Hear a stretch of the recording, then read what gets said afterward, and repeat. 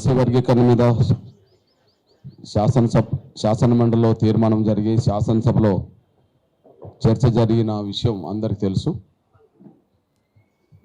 దాని మీద నిన్న మేము ఎలాంటి అభిప్రాయం వ్యక్తం చేయలేకపోయాం. ఈరోజు ఆ అంశం పట్ల మాకు ఉండబడే అభిప్రాయాలను సమాజం దృష్టికి తీసుకురావడం కోసమే ఈ కీలకమైన ప్రెస్ మీట్. దీనికి సహకరిస్తారని ఆశిస్తున్నాను నేను.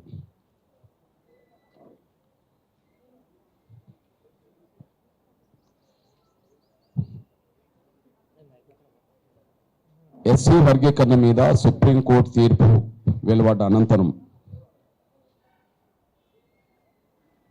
తెలంగాణ రాష్ట్ర ప్రభుత్వం నియమించిన ఏకసభ్య కమిషన్ హైకోర్టు రిటైర్డ్ జడ్జ్ గౌరవ షమీం అఖ్తర్ గారి ఆధ్వర్యంలో ఏర్పడ్డ కమిషన్ నివేదిక ఎస్సీ రిజర్వేషన్ల వర్గీకరణకు అనుకూలంగా ఉండడాన్ని మేము స్వాగతిస్తున్నాం. ఎస్సీ రిజర్వేషన్ల వర్గీకరణకు అనుకూలంగా నివేదికను రాష్ట్ర ప్రభుత్వానికి సమర్పించడాన్ని మేము స్వాగతిస్తున్నాం. అదే సమయంలో ఆ నివేదికను అనుసరించి రాష్ట్ర ప్రభుత్వం వర్గీకరణకు అనుకూలంగా అంటే సూత్రబద్ధంగా వర్గీకరణకు అనుకూలంగా నిర్ణయం తీసుకునే విధంగా ముందుకు రావడం, దాన్ని కూడా మేము స్వాగతిస్తున్నాం, అభినందిస్తున్నాం. రెండు విషయాలు మళ్ళా చెప్తున్నాను.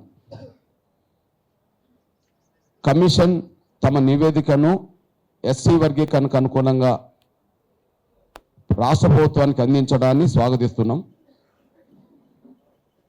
ఆ నివేదిక మీద ఎస్సీ వర్గీకరణకు అనుకూలంగా ప్రభుత్వం ముందుకు రావడాన్ని కూడా స్వాగతిస్తున్నాం, అభినందిస్తున్నాం.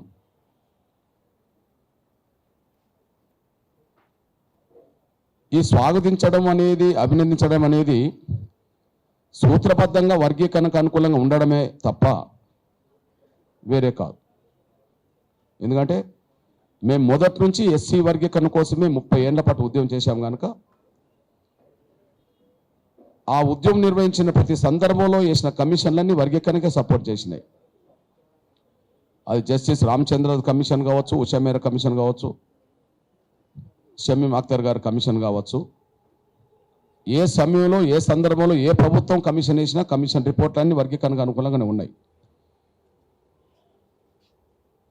దాన్ని ప్రభుత్వం ఆ కమిషన్ నివేదికకు అనుగుణంగా వర్గీకరణకు సూత్రబద్ధంగా కట్టుబడి ఉంటామని మాట్లాడడం అనేది, ఆ విషయాన్ని కూడా మేము స్వాగతిస్తున్నాం, అభినందిస్తున్నాం. కాకపోతే కొన్ని విషయాల్లో రాష్ట్ర ప్రభుత్వం ముందు మా అభిప్రాయాలను, మా సూచనలను మేము చెప్పదలుచుకున్నాం. వాటిని పరిగణలోకి తీసుకొని ఏదన్నా లోపాలు జరిగితే దాన్ని వెంటనే సరి చేసుకోవడానికి మాత్రం ప్రయత్నం చేయాలని మాత్రం కోరుతున్నా.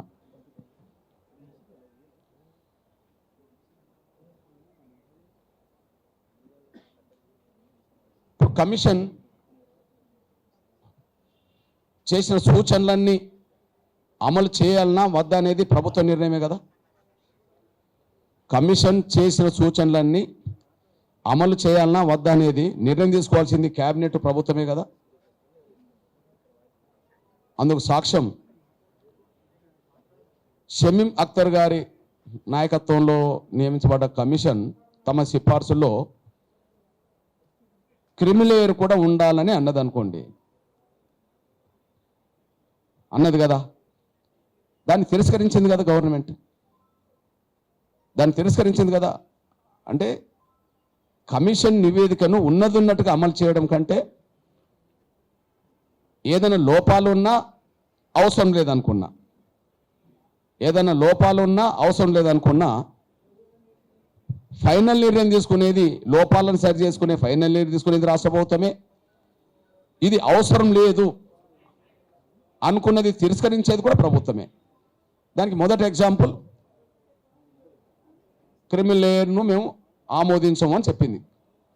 అంటే తిరస్కరించే అధికారం ప్రభుత్వానికి ఉన్నదనేసి కూడా గుర్తు చేస్తున్నాను.